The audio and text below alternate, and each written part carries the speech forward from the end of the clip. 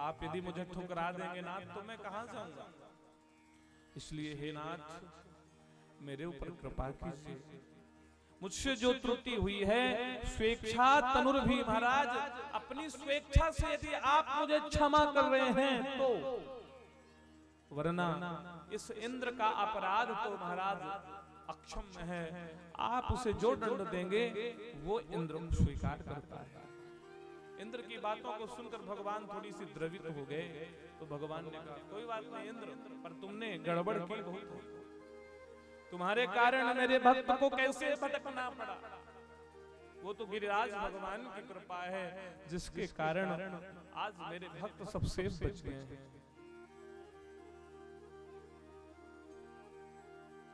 इंद्र ने कहा प्रभु पद की लालच के कारण मुझे लगा वृंदावन में मेरी पूजा होती थी, आज गिरिराज की होने लगी। उस पद के कारण, पद जाने के भय से मैंने जीवन में जो विघ्न डाले भक्तों के, उसके लिए मुझे क्षमा करिए। मुझे नहीं पता था कि गिरिराज का स्वरूप स्वयं आपका स्वरूप है।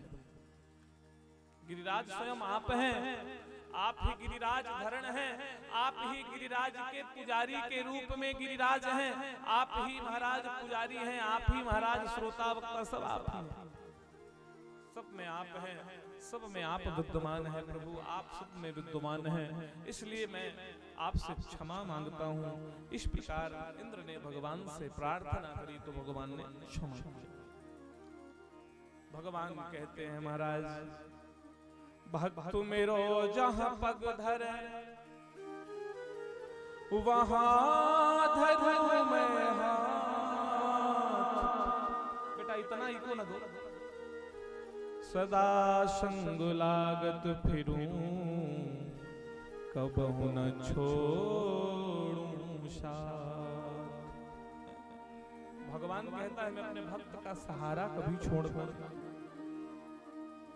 जब दुनिया में इंसान हार जाता है, हारने के बाद भी घर से, परिवार से, नात से, रिश्तेदार से जब हारता है तब वो भगवान के पास जाता है, तब भी मेरा परमात्मा उसे सहज स्वीकार करता है। हनुमान जी महाराज विभीषण से समझाने लगे लंका जाकर, विभीषण भगवान मेरे बड़े करुणा निधान कृपा निधान, एक बार जाओ, शरण गए प्रभु राखी हैं सब अपराध विसारी, एक बार जाओ। पर नहीं गया, नहीं गया। बोला रे मेरा भाई रावण है, मैं क्यों किसी के पास जाऊं महाराज, रह गया। सुन तो लिया पर माना नहीं, बात की नहीं मानी, फिर लात की मानी महाराज। वही विभीषण जब बात से समझाया हनुमान जी ने तो नहीं गया, और महाराज जब लात मार करके महाराज रावण ने अपमान किया तो समझ गया दुनिया में केवल अपमान मिल सकता है, दुनिया के लोग केवल अपमान दे सकते हैं, यदि सम्मान मिलेगा तो केवल परमात्मा की शरण में। जाते हुए महाराज विभीषण ने अपने भाई रावण से कहा, महाराज रावण से कहा भैया तुमने मुझे ठीक मारा, तुम पीतु सरिस भले मोहि मारा, पर रामो भजे हित होई तुम्हारा। आज जिसकी शरण में मैं सम्मान पाने जा रहा हूं भैया, एक दिन आपको भी उसी की शरण में आना पड़ेगा, इसलिए अपनी कुटिलता का परित्याग कर सीता को लौटाकर आप प्रभु श्री राम की शरण में मेरे पीछे पीछे आ जाइएगा। तो कहने का तात्पर्य है कि भगवान उस विभीषण को भी स्वीकार किया, शत्रु का भाई था, शत्रु का भाई था। और तो और महाराज राज्य तिलक कर दिया जाते ही लक्ष्मण ने कहा भैया कभी कभी आपका स्वभाव मुझे समझ में नहीं आता, कभी कभी आप भाव में बहुत बह जाते हैं भैया, आप विचार भी नहीं करते। अरे लल्ला क्या हुआ? लक्ष्मण ने कहा प्रभु मान लीजिए कि रावण से हम नहीं जीत पाए, हम विजय नहीं हो पाए, तो रावण तो लंका तो रावण की होगी, फिर आपने इसे राजा बनाया है, तो कहाँ का राजा बनाएंगे? महाराज राम जी ने कहा, लाला यदि हम रावण से हार कर जाएंगे, रावण को मार देंगे यदि, तो इसे लंकेश बना देंगे, और यदि रावण से हार कर गए तो अयोध्या मेरी है, मैं इसे अवधेश बना दूंगा, अयोध्या का राजा बना दूंगा। ये राम की प्रवृत्ति है, ये ईश्वर की सत्ता है, ये ईश्वर का सानिध्यतम भाव है। एक बार आप चले जाइए, दोबारा आपको लौट के आने की जरूरत ही नहीं पड़ेगी, उसका भाव आपको इतना सुंदर प्राप्त।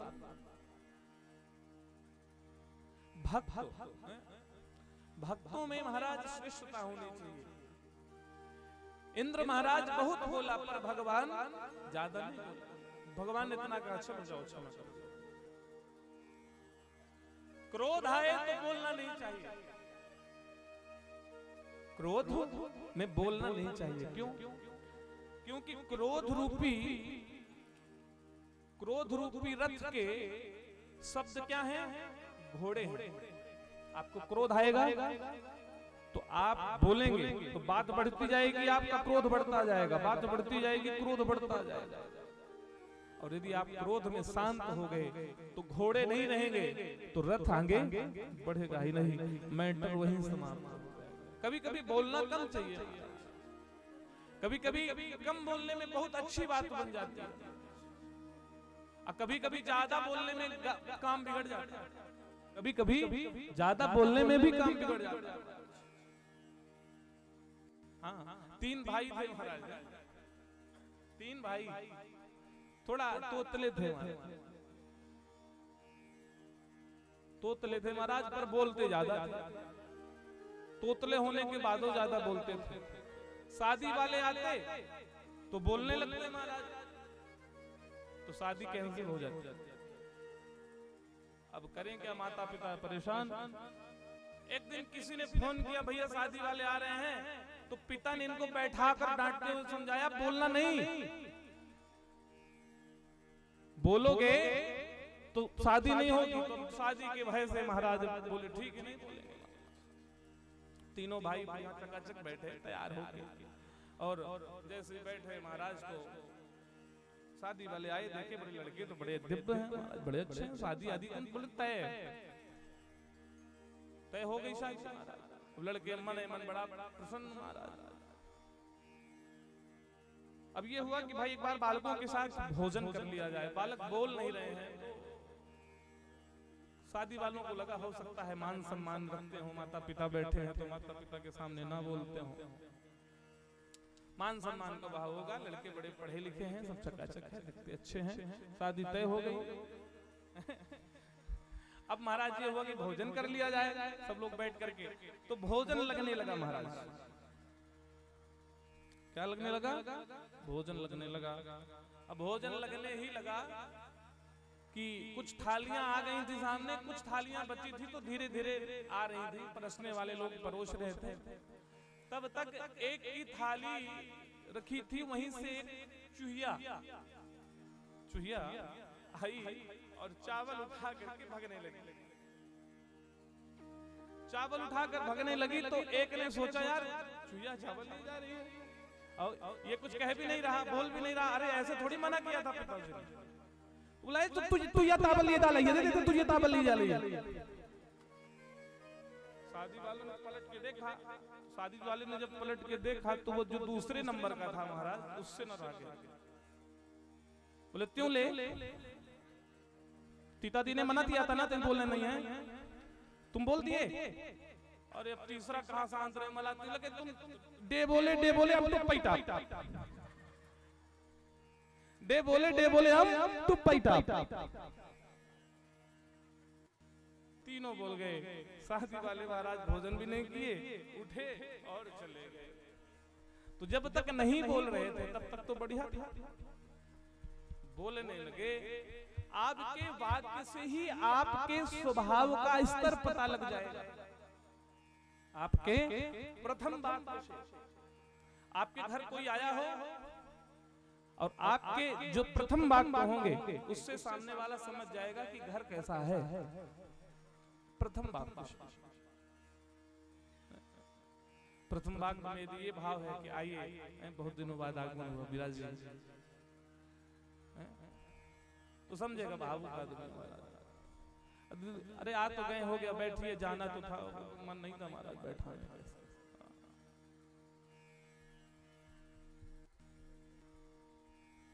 कहने का तात्पर्य है कभी कभी कम बोलना चाहिए, क्रोध में तो बिल्कुल कम बोलना चाहिए।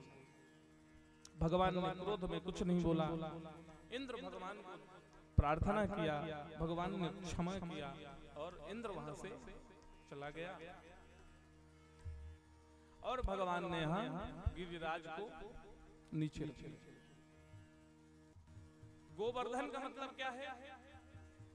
गो यानी गौ माता, गो यानी गौ माता। गोवर्धन लीला का मतलब ना समझ लीजिएगा कि भगवान पहाड़ उठा लिए, पर्वत उठा लिए, तो कुछ। गोवर्धन लीला का तत्व क्या है? भगवान ने गोवर्धन लीला क्यों की? महाराज, गो माने गौ माता, वर्धन यानी बढ़ोतरी, गौ माता की बढ़ोतरी। आज क्या हो रहा है? गौ माता की कटौतरी, काटा जा रहा है।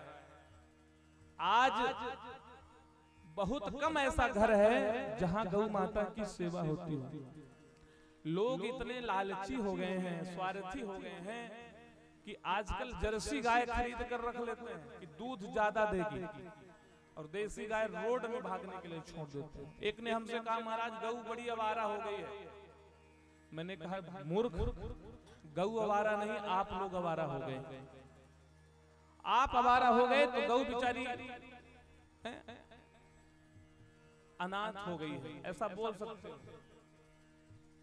पर आवारा नहीं है। आवारा तो मनुष्य है जो महाराज एक गौ माता नहीं रख सकता। गौ सेवा की जाए, गौ का वर्धन किया जाए, गौ का पालन किया जाए, इसी लीला को भगवान ने बचाया है।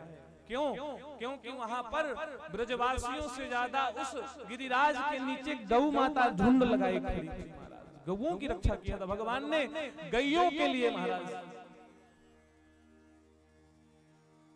आदमी तो ऐसा कहीं भी छिप जाएगा महाराज, पर गौ के लिए भगवान ने गिरिराज उठाया था। गोवर्धन लीला निवेदन करूं, भगवान ने गोवर्धन लीला करी, वहां से चले तो कुछ मित्र महाराज जो संदेह में थे, उन्होंने हाथ जोड़कर पूछा, प्रभु एक बात बताइए। क्या? बोले महाराज एक बात समझ में नहीं आई, इतना बड़ा गिरिराज तुमने उठा कैसे लिया? इतना बड़ा गिरिराज तुमने उठा कैसे लिया? क्यों? क्योंकि तुम जब जब हमसे कुश्ती लड़ते हो तो कुश्ती में तुम्हें हम पटकते हैं, फिर तुम्हारे पास उस समय इतनी ताकत कहां से आ गई कि महाराज हमारे इतने मोटे मोटे डंडे टूट गए और तुम कनिष्ठिका उंगली के माध्यम से गिरिराज को धारण कर लिया। भगवान ने अपनी भगवत्ता यहाँ भी छुपाई और भगवान ने प्रत्युत्तर दिया, महाराज कछु माखन को बल बढ़ो,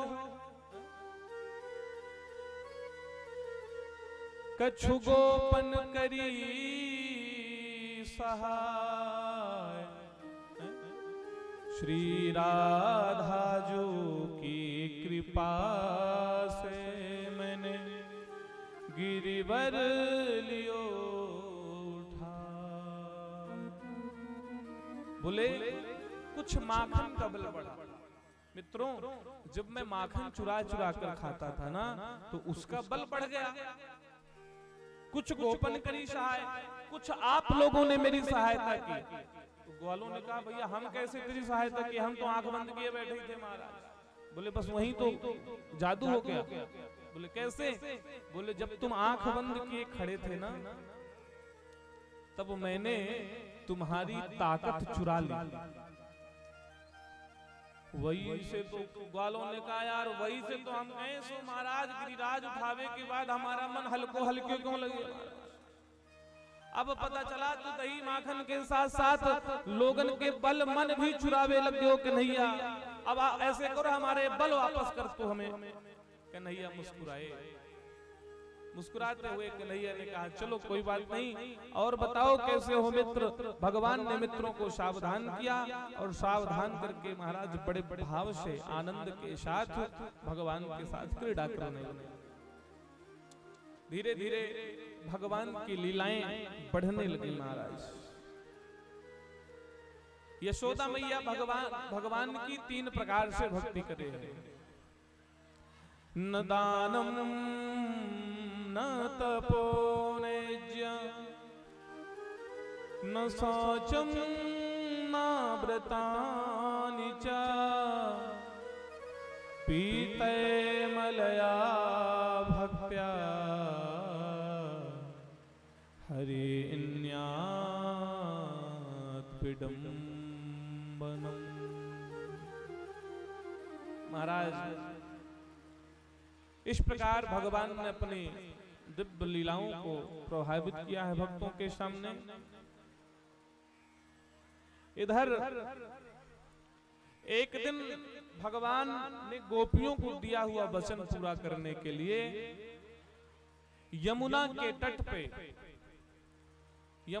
तट में जाकर के महाराज अर्धरात्रि को 12 बजे जाकर के अपनी दिव्य बांसुरी बजाई है।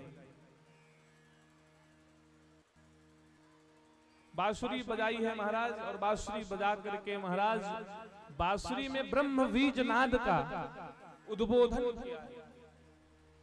भगवान के पास एक ऐसी कला थी कि बांसुरी में जब वो बीज डालते, फूंक मारते, तो जो सुनता उसे ये लगता कि ये बांसुरी मेरे लिए बज रही है। ये भाव था भगवान की बांसुरी। महाराज बांसुरी बजने लगी और बजती हुई बांसुरी को सुनकर महाराज बड़े भाव से भगवान जैसे बांसुरी बजाने लगे वैसे ही महाराज निवेदन करूं, सभी गोपियों के कान में बांसुरी की ध्वनि गई। निशम्म गीतम नदनं गवर्धनम ब्रजस्त्रियः कृष्ण गृहीत मानसः आजगमरुण्योन्यमलाक्षितो धमा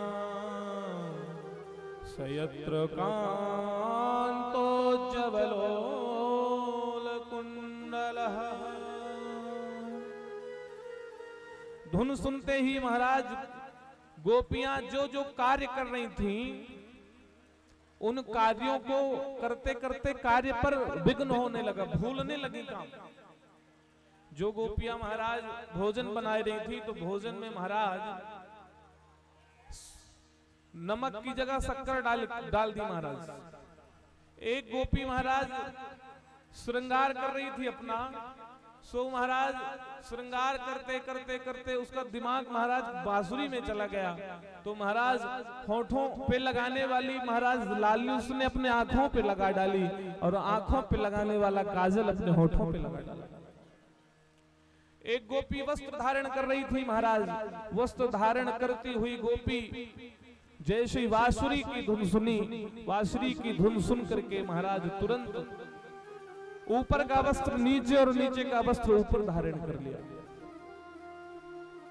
सब गोपियों का दिमाग डाइवर्ट हो गया महाराज, सब उथल पुथल हो गई। एक अपने ससुर सास की सेवा कर रही सो महाराज एक पैर दबायो, दूसरो पैर छोड़ के भगी मार। कुछ गोपियां तो भगवान के धुन में इतनी मगन हो गईं कि अपने बच्चों को दूध पिलाते हुए से बच्चों को पटक कर महाराज भगवान के धाम चली गई, भगवान के पास चली गई। गोपियों ने जाकर के महाराज भगवान को चारों ओर से घेर लिया और भगवान को चारों ओर से घेर करके महाराज बांसुरी का सुंदर भाव श्रवण करने लगे। भगवान ने जब देखा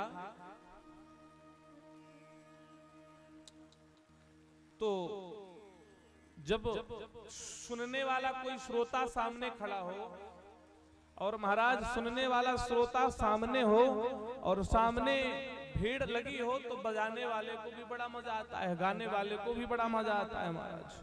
तो भगवान ने जब देखा कि मेरे सामने 16,000 की संख्या में गोपियां हैं महाराज, तो भगवान ने बड़े भाव से बंसी फूंकना शुरू कर दिया महाराज। निवेदन करूं, भगवान ने जब बांसुरी बजाना शुरू किया तो गोपियों ने धीरे धीरे भगवान के ताल पर अपना ताल दे करके बड़े भाव से नृत्य करना शुरू कर दिया। बोल वृंदावन बिहारी लाल की।